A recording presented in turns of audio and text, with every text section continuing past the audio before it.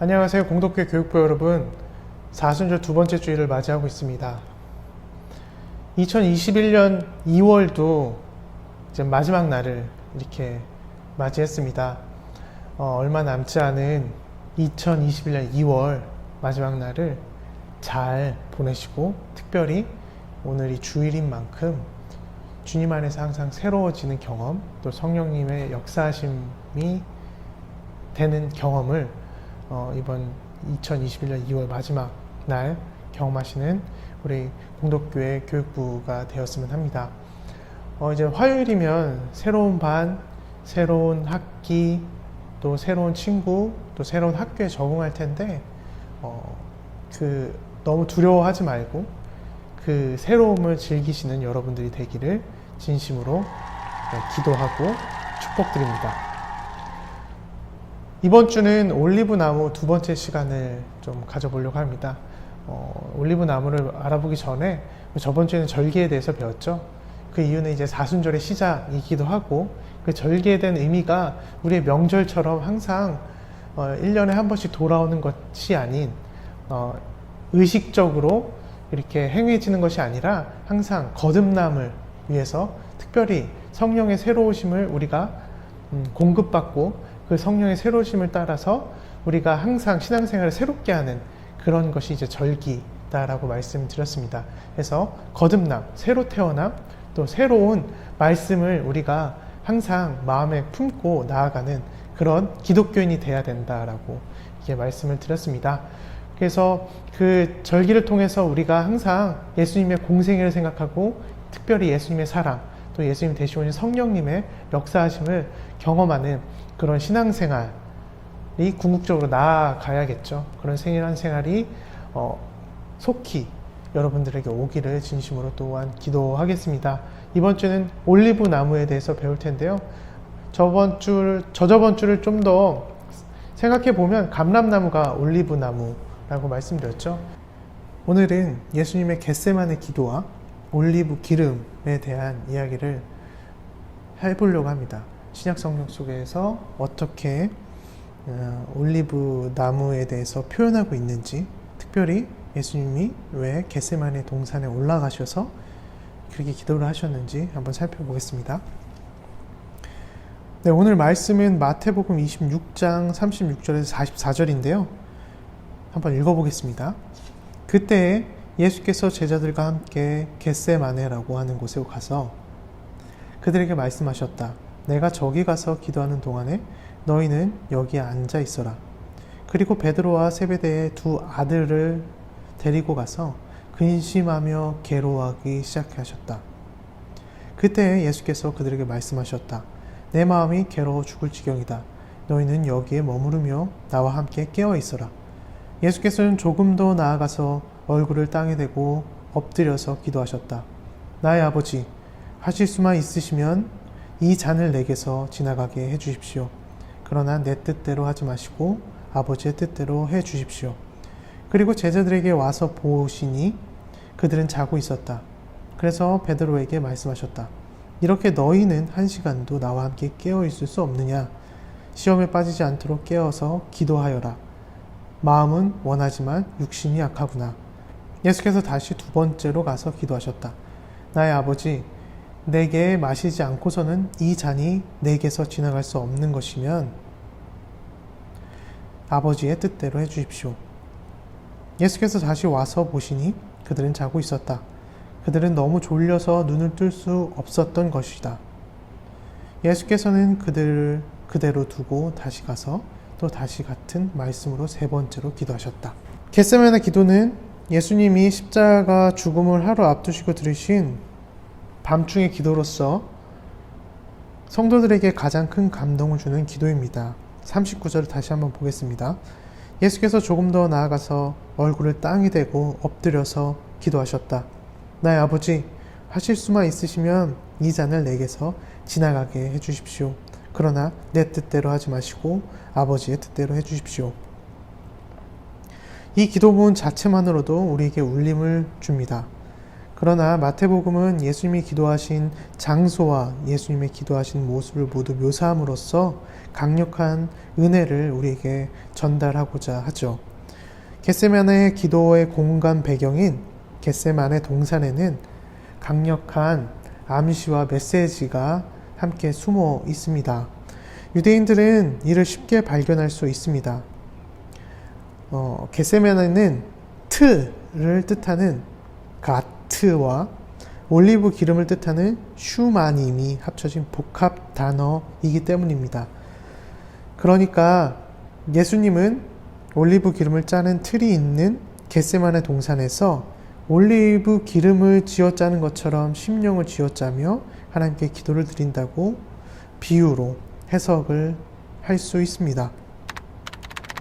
이스라엘 문화 속 올리브 기름.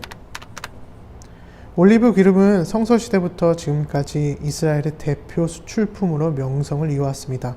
토양과 기후가 올리브 재배에 부적합한 이집트와 메소포타미아 사이에 위치해서 사이 땅으로 알려진 양질의 올리브 기름을 수출했습니다. 이는 고대부터 이스라엘 경제를 지탱해준 튼튼한 버팀목이었습니다. 이런 증언들이 성경의 곳곳에 나와 있는데요. 한번 보겠습니다. 열왕기상 5장 11절인데요. 솔로몬은 히람에게 왕에게 쓸 먹거리로 밀 2만 섬과 짜낸 기름 20섬을 보내주었다. 솔로몬은 해마다 히람에게 이렇게 하였다. 또 호세아 12장 1절. 에브라임은 바람을 먹고 살며 종의 열풍을 따라서 달리고 거질만만하고 폭력을 일삼는다. 아시리아와 동맹을 맺고 이집트에는 기름을 조공으로 바친다. 라고 성경이 증언하고 있습니다. 솔로몬은 왕이 된 뒤에 7년을 성전 공사에 13년을 왕궁 공사에 투자했습니다. 그의 40년 통치 기간 중 절반인 20년을 소비한 셈입니다. 그는 20년 동안 두로, 현재 레바논인데요. 두로의 히람 왕에게 목재를 수입했는데 그 비용을 지불한 것이 양질의 올리브 기름과 이스라엘 평야에서 추수한 밀이었습니다. 이스라엘은 일본과 함께 평균 수명이 높은 나라로 유명합니다. 이스라엘의 장수 비결 가운데 하나가 올리브 기름이라고 합니다. 네, TMI였습니다. 그만큼 이스라엘에서 올리브 기름은 기쁨과 축복의 상징입니다. 성경을 또 한번 보겠습니다. 시편 45편 7절인데요. 임금님은 정의를 사랑하고 악을 미워하시니 그러므로 하나님 곧 임금님의 하나님께서 기름을 부어주셨습니다. 임금님의 벗들을 제치고 임금님께 기쁨의 기름을 부어주셨습니다. 요엘서 2장 24절인데요. 이제 타작마당에는 곡식이 가득 쌓이고 포도주와 올리브 기름을 짜는 틀마다 포도주와 기름이 넘칠 것이다 라고 얘기하고 있습니다. 이스라엘은 8월 투 베아부라는 명절을 지냈는데 이때부터 이스라엘에서는 낮이 짧아지기 시작합니다. 이는 우리나라의 하지에 해당하는데요. 이 명절은 올리브를 지배하는 사람들에게 특히 중요합니다. 투 베아부를 지나면서부터 올리브 열매에 기름이 차기 시작하기 때문입니다. 투 베아부 전에는 올리브 열매를 눌러도 기름이 나오지 않습니다. 자연의 신기함이고 하나님의 위대한 섭리이기도 하죠. 이스라엘에서는 보통 9월, 10월에 올리브 열매를 수확해서 피클로 만들어 저장을 합니다. 11월 초에는 올리브 열매를 따서 기름을 짜죠. 이쯤 되면 녹색의 올리브 열매는 검은색으로 변하고요. 열매에 기름이 가득 차게 됩니다. 올리브는 식용으로 하는 것보다 기름으로 짜는 것이 부가가치가 훨씬 높았습니다. 그래서 통에 가득 담긴 기름은 하나님의 넘치는 축복과 기쁨을 상징합니다. 시편 기자의 기쁨의 기름이라는 표현이 그 대표적인 예이죠. 예수님 올리브 기름을 짜듯 처절하게 기도하시다. 예수님의 겟세마네 기도를 묘사한 성화는 많습니다. 하지만 성경 말씀의 정확한 의미를 파악해서 그린 작품은 그리 많지 않다고 생각합니다. 무거운 무게추 위에 눌러댈 때 바구니 옆에 기름이 흘러나오듯이 예수님도 온 인류의 죄의 짐이 누르는 중압감으로 완전히 땅에 엎어지셨다라는 거죠. 예수님의 얼굴은 완전히 땅에 떨어졌습니다. 납작하게 땅에 눌린 예수님의 옆구리에서는 바구니 옆으로 기름이 흘러내듯이 땀방울이 핏방울처럼 흘러내렸습니다. 예수님의 겟세마네 기도를 조용히 무릎 꿇고 기도하는 모습으로 그린 성화가 있다면 이는 겟세마네 기도의 상황을 전혀 이해하지 못한 것이죠. 무거운 무게추를 단계마다 하나씩 올려서 4번의 올리브 기름을 짜듯이 예수님은 최후에 한 방울도 남지 않은 찌꺼기가 될 때까지 기도하셨을 거라고 생각합니다. 그것도 올리브 기름을 짜는 틀이 있어서 겟세마네라고 불리는 동산에서 기도하셨다라는 거, 묘한 일치가 아닌가요? 누가는 이 모습을 이렇게 증언합니다. 누가복음 22장 42절에서 44절인데요. 이렇습니다. 아버지, 만일 아버지의 뜻이라면 내게서 이 잔을 거둬주십시오. 그러나 내 뜻대로 되게 하지 마시고 아버지의 뜻대로 되게 하여 주십시오. 그때 천사가 하늘로부터 그에게 나타나서 힘을 북돋워 드렸다.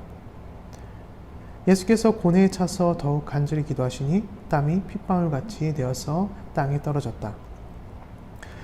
더 이상 나올 기름이 없는 완전한 찌꺼기 상태가 되었을 때 가룟 유다가 대제사장의 하수인들과 함께 나타났습니다. 예수님은 결국 골고다 언덕의 십자가로 향하는 최후의 장정을 마치게 되죠. 그때 예수님의 몸 상태는 다 짜고 남은 올리브 찌꺼기 같은 탈진 상태였을 것입니다. 이 겟세마네 동산의 기도와 우리를 좀 비교해 본다면 우리가 기도할 때 하나님의 뜻을 구한다고 하지만 실제로 하나님을 통해 나의 뜻과 소원을 이루고자 할 때가 많습니다. 하나님의 뜻을 90% 구하고 나의 뜻은 10%밖에 구하지 않는다고 말하겠지만 실상은 반대로 나의 뜻이 90%이고 하나님의 뜻이 10%가 될 때가 많지 않은가요?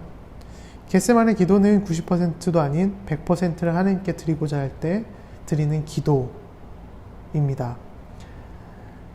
마지막 남은 1% 내 뜻마저도 짜고 또 짜서 버리고 결국 하나님의 뜻과 소원을 100% 이루고자 할 때 이런 처절한 기도, 또 간절한 기도, 온몸을 다 쓰는 기도가 나오는 것이 아닐까 우리는 생각해 봅니다. 이번 주 공동교회 교육부 여러분들에게는 오늘 말씀이 어떤 의미로 다가옵니까?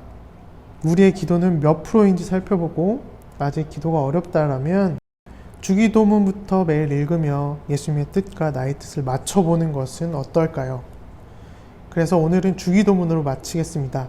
주기도문은 마태복음 6장 9절에서 13절에 나와 있죠. 이렇습니다.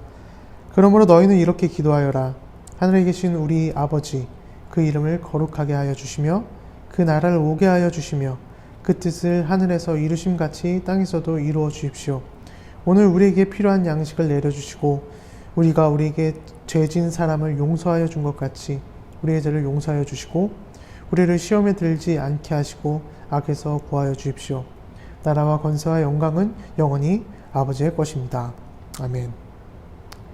다음 주에도 올리브 나무에 대해서 살펴볼 텐데요.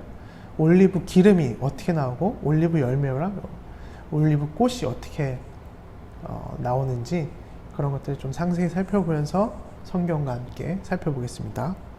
다음 주에도 봐요.